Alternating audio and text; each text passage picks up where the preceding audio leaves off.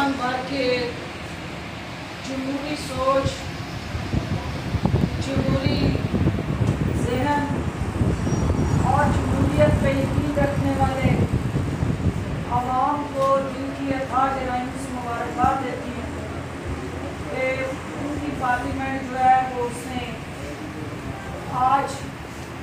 جمہوری کیلنڈر کا 1 سال مکمل کر کے جو صدر مملکت کا خطاب ہونے جا رہا ہے، یہ اس بات کی طرف نشاندہی کرتا ہے کہ تمام مشکلات کے باوجود اپوزیشن کے اور حکومت کی الٹیمیٹلی جمہوری تقاضوں کو مد نظر رکھتے ہوئے،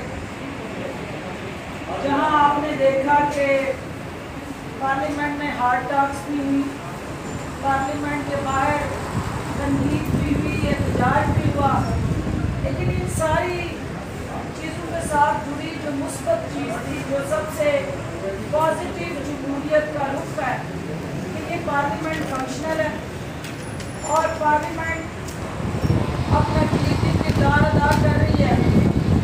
پاکستان کے 22 کروڑ عوام کے آئینی، جمہوری اور تمام وہ بنیادی حقوق جو ان کو دستیاب ہونی چاہیے۔ تو یہ پاکستان کی ایک درست سمت میں ایک مثبت پیش رفت ہے کہ آج صدر پاکستان جو ہے وہ اس پارلیمنٹ سے خطاب کرتے ہوئے ان جمہوری روایات کو آگے بڑھائیں گے، اور اس کے ساتھ ساتھ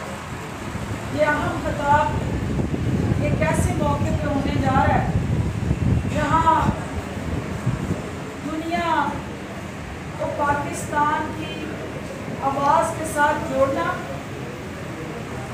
اور کشمیریوں کے جو حق خود ارادیت کا موقف ہے اس کو پارلیمنٹ سے ایک یکساں آواز کے طور پہ دنیا کے سامنے لانا